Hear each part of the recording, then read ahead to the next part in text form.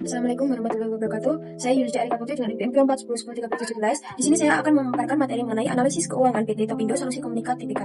Perusahaan ini awalnya bernama TOP Pulsa yang berdiri tahun 2009. Kemudian bertransformasi menjadi super APP bernama Topindoku. Topindoku melayani pelaku usaha di pasar tradisional melalui layanan pembayaran digital, grosir kebutuhan pokok, dan sistem kasir modern. Setelah IPO, total saham beredar mencapai lebih dari 4,3 miliar lembar. Pendiri sekaligus pemegang saham pengendali adalah Bapak Seiko Manito. Dana IPO digunakan untuk ekspansi bisnis, akuisisi, properti, modal kerja, dan pengembangan teknologi. Pada bagian kajian kinerja dan fundamental, yang pertama yaitu NOWC atau modal kerja operasional bersih, angka ini melonjak drastis dari 7,29 miliar di tahun 2023 menjadi 103,16 miliar rupiah di tahun 2024, naik lebih dari 1.300%. Lonjakan ini menunjukkan bahwa perusahaan menyimpan banyak kas dan piutang untuk mendukung operasi pasca IPO. Kemudian yang selanjutnya TOC atau total modal yang diinvestasikan dalam operasi juga naik dari 18,4 miliar rupiah menjadi 125,9 miliar rupiah atau naik 583%. Peningkatan ini wajar karena perusahaan mendapat dari IPO, dana dari IPO. Namun, NOPAT atau laba operasional bersih setelah pajak, NOPAT hanya tumbuh 12,8% dari 6,32 miliar rupiah menjadi 7,12 miliar rupiah. Artinya, meskipun modal kerja membengkak sangat besar, laba operasional tidak meningkat secara operasional. Ini adalah tanda awal bahwa dana IPO belum dimanfaatkan secara produktif. Akan melihat MVA, yaitu selisih antara nilai pasar perusahaan dengan modal yang di-store. MVA turun drastis dari 395 miliar rupiah menjadi hanya 91 miliar rupiah. Ini karena harga saham TOSK turun dari 125 rupiah menjadi 56 rupiah pasca IPO, meskipun ekuitas membengkak. Pada tahun 2023, EVA positif 4,29 miliar rupiah, artinya perusahaan menciptakan nilai. Namun, di tahun 2024, EVA menjadi negatif 6,73 miliar rupiah. Ini berarti perusahaan sedang mengalami value destruction. Biaya modal yang harus dibayar BACC dikali modal yang diinvestasikan lebih besar daripada laba operasional yang dihasilkan. Profitabilitas semua rasio utama menurun. ROE turun dari 23% menjadi hanya 6,9% karena ekuitas membengkak 4 kali lipat sementara laba tumbuh lambat. BEP dan ROI tunjukkan turun, menunjukkan bahwa aset yang bertambah besar belum mampu menghasilkan laba yang memadai.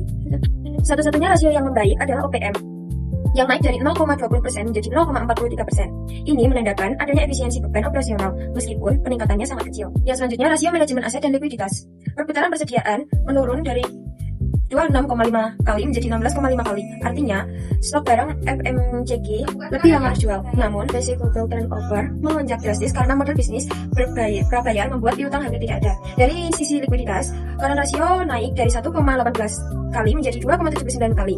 Dan cash rasio dari 0,11 kali menjadi 0,97 kali. Ini menunjukkan posisi kas yang sangat kuat. Namun, kekuatan likuiditas ini belum diimbangi dengan produktivitas aset yang optimal. Rasio nilai pasar seperti PER dan PBB terkoreksi karena harga saham turun dari Rp125 menjadi Rp56. Yang selanjutnya, analisis risiko dan biaya modal. Analisis risiko dan biaya modal, beta perusahaan naik dari 1,018 menjadi 1,13. Artinya, saham TOSK sedikit lebih berisiko dibanding pasar. Dengan model CAPM, biaya ekuitas meningkat menjadi 13,24%. Biaya modal rata-rata tertimbang atau WACC naik dari 10,8% menjadi 12,12% di tahun 2024. Sementara itu, ROIC atau laba atas modal investasi justru turun drastis dari 34% menjadi hanya 5,66%. Yang akibatnya ROIC menjadi lebih rendah dari WACC dengan selisih negatif 6,46%. Artinya, setiap rupiah modal yang diinvestasikan saat ini menghasilkan imbal hasil di bawah biaya modalnya. Struktur modal, dari sisi struktur modal, pasca IPO, proporsi ekuitas melonjak menjadi 71%, sementara utang hanya 29%. Ini membuat perusahaan berada dalam posisi terlalu sedikit utang.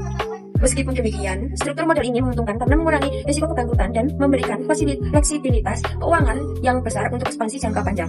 Selanjutnya, kebijakan dividen. Perusahaan menerapkan kebijakan tanpa dividen. Seluruh laba ditahan kembali untuk membiayai ekspansi bisnis dan pengembangan ekosistem digital. Kebijakan ini sejalan dengan signaling teori, yaitu manajemen memberikan sinyal positif bahwa investasi akan menghasilkan imbal hasil yang lebih tinggi di masa depan dibandingkan membagikan dividen sekarang. Dan dampaknya, perusahaan menarik investor yang berorientasi pada capital gain, bukan dividen tunai. Laba ditahan juga memperkuat ekuitas dan nilai buku per saham secara konsisten. Simpulannya, pasca IPO, struktur keuangan TOSK berubah drastis, karena ROIC 5,66% lebih rendah dari WACC 12,12%, yang artinya biaya modal lebih besar daripada laba yang dihasilkan. Cuman yakin reinvestasi akan menciptakan nilai yang lebih tinggi di masa depan. Yang terakhir, investor disarankan bersikap jangka panjang, fokus pada potensi capital gain. Sekian pemaparan materi dari saya mengenai analisis keuangan PT Topindo Solusi Komunikat Tbk. Saya akhiri, wassalamualaikum warahmatullahi wabarakatuh.